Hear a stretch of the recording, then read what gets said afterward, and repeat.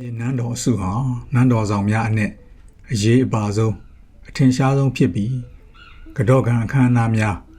သာသနာရေးဆိုင်ရာအခမ်းအနားများကိုကျင်းပခဲ့တဲ့နေရာဖြစ်ကြောင်းသမိုင်းမှတ်တမ်းများမှာအခုလိုဖော်ပြထားပါတယ်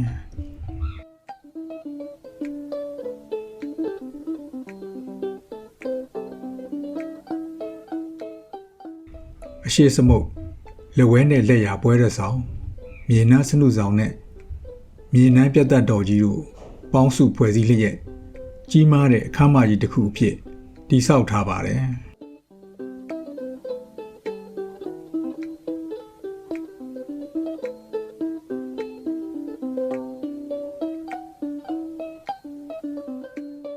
မန္တလေးနန်းတော်ဟာမြန်မာမင်းဆက်ဆက်တို့တည်ဆောက်ခဲ့ကြတဲ့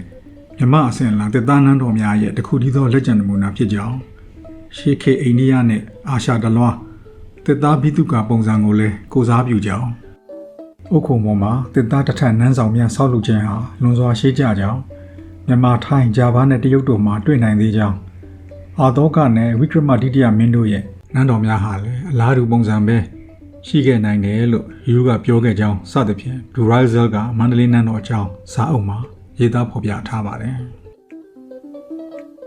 နန်းဆောင်တွေကိုဥက္ကုံပေါ်မှာဆောက်ထားတာဆိုပေမဲ့ပြတ်သက်တော်ကြီးမှစပြုတ်ပြီးတောင်တဝဲမြောက်တဝဲဆောင်များအထိအပိုင်းကိုတိုင်လုံးကြီးများမြေစိုက်ဆောက်ထားပြီးတစ်သားကျမ်းပြင်ကိုဥက္ကုံမျက်နှာပြင်နဲ့ညီအောင်ခင်းထားတာဖြစ်ပါတယ်ပြတ်သက်တော်ကြီးရဲ့ပလင်တော်အောက်မှာမျက်စိမှဒေသကအောင်မြေများကိုတည်ယူဖြည့်ဖို့ထားလို့မြေနန်းပြတ်သက်တော်လို့ခေါ်ဆိုကြောင်းမြန်နန်းစံကျော်ရွှေနန်းတော်လမ်းညွှန်စာအုပ်မှာဖော်ပြထားပါတယ်မြေနန်းတော်အစုဆိုင်ရာဘိသုကာဆွဲပုံများဖြစ်ပါတယ်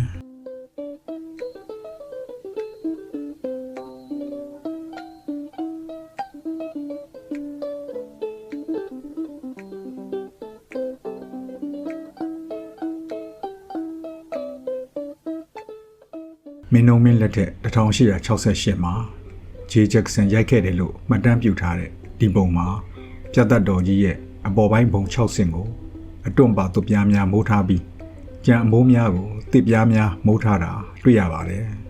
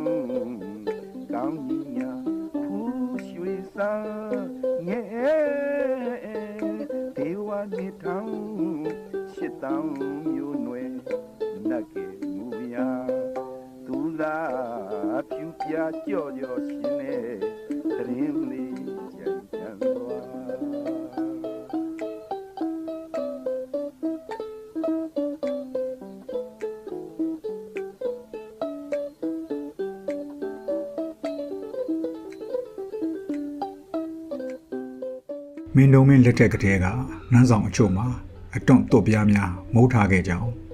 ဒီလိုမိုးခဲ့တာဟာအနောက်တိုင်းလွှမ်းမိုးမှုကြောင့်မဟုတ်ကြောင်းနန်းဆောင်များကိုငွေခဲစတဲ့တတ်တူပြားများမိုးခဲ့တဲ့မြမအစဉ်အလာနဲ့လဲကိုက်ညီတဲ့အပြင်ဈေးစကလည်းတက်တာတာကြောင့်မိုးခဲ့ခြင်းဖြစ်ကြောင်းစသဖြင့်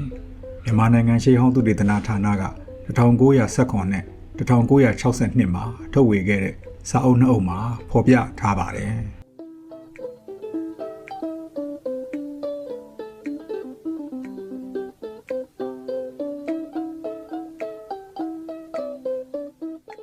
ဗြိတိရှတို့သိမ်းပိုက်ပြီးနောက်မှာတော့ပွဲတဲ့ဆောင်များကိုဝကနံရံများကာရံလိုက်တာတွေ့နိုင်ပါတယ်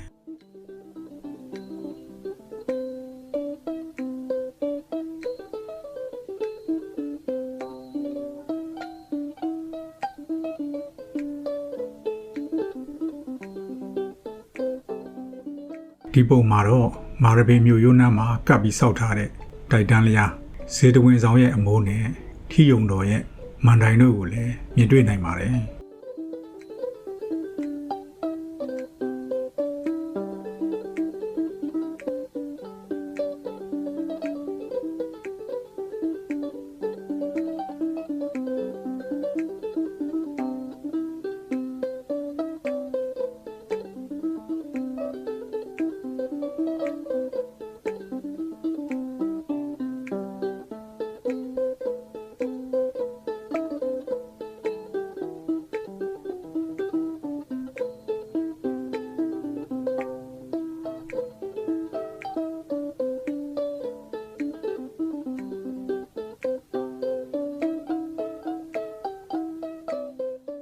ဗြိတိရှတပ်များမန္တလေးနန်းတော်ကိုဝင်ရောက်ခဲ့တဲ့1885နိုဝင်ဘာ28ရက်ညနေမှာရိုက်ကူးထားတဲ့ပုံဖြစ်ပါတယ်။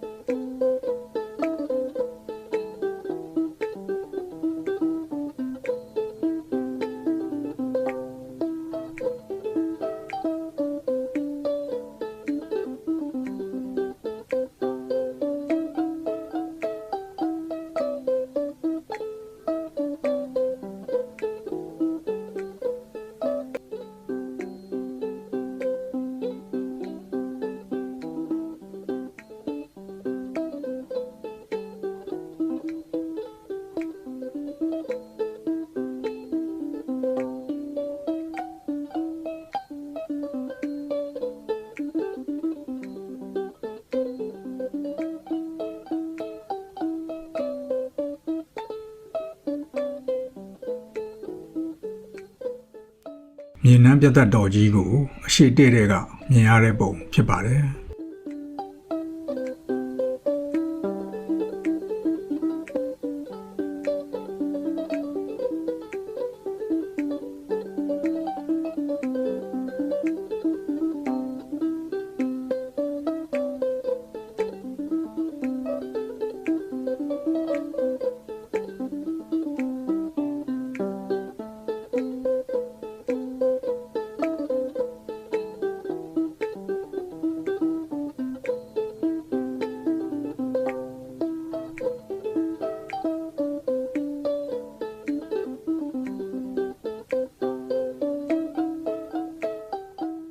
ဗြိတိရှတို့သိမ်းပိုက်ပြီးကစားမှာရိုက်ထားတဲ့ဒီပုံမှာတော့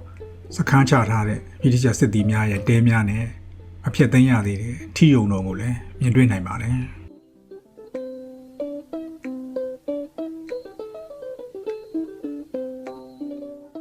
ခုပုံတွေမှာတော့လေသားဆောင်ထီယုံတော်နဲ့မာရဘေမျိုးရိုးနဲ့ကပ်ပြီးတိဆောက်ထားတဲ့တိုက်တန်းလျားများကိုမြင်တွေ့ရမှာဖြစ်ပါတယ်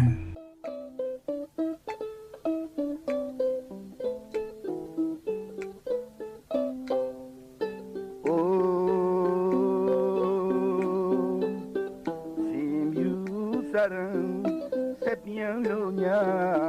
မရှာလို့ရဘုံတို့တေသာဒေဝ